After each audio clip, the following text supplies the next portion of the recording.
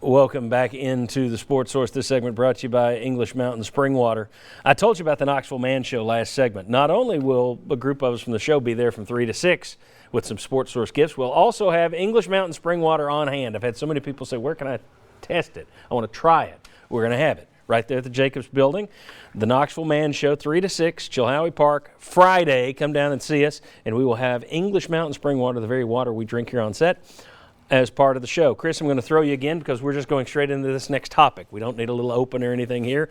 Everyone, I guess, knows by now that yesterday an Auburn student yelled at Santiago Vescovi and said, "Go back to Uruguay. This is America." He was escorted from the building.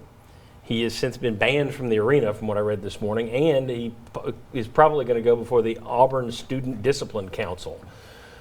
I think what he said was xenophobic and stupid. Not going to, I think that was dumb. I've also heard worse heckles.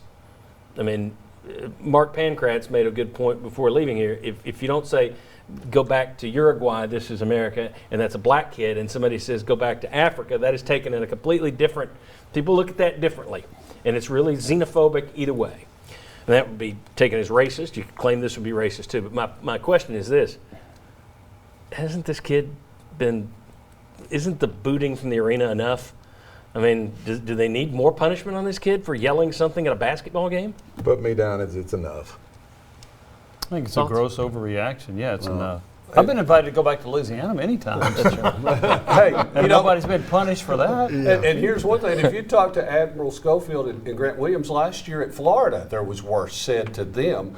And I think, John, there's some accountability for CBS to letting this sound like the kid was sitting right next to Clark Kellogg. Oh, no, they can't. How's that their fault? Well, they're doing a broadcast. You can't control somebody yelling behind you. If it hadn't been national TV, if it hadn't have been on the broadcast, it's not as big a deal. You're pointing at you're going to blame CBS for having a camera in the I'm building. saying there's some accountability, not all. I'm just saying, we weren't responsible for the folks at Spicy's behind us in 2004.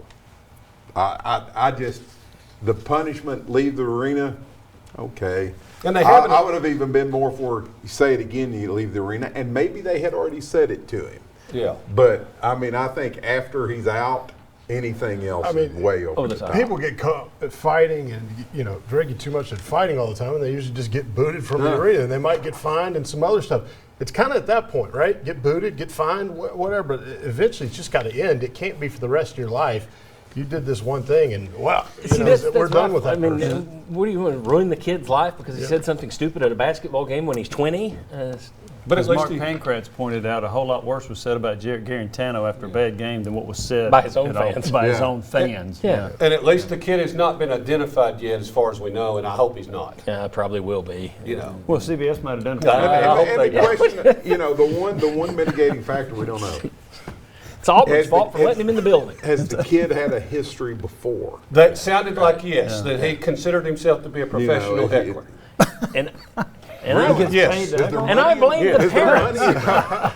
All right, if there's money in being a professional heckler. The Professional Heckling Association is a lot of fun to watch. A lot of fun to watch. All right. Guys, I appreciate you coming in. I'll see some of you at the Jacobs Building on Friday. Some of you I'll have to pay to get down there because you're just jerks. All right. We'll see you down there Friday. Come out and see us at the Knoxville Man Show, and we'll see you right back here next Sunday at 11 for the Sports Source. Thank you very much.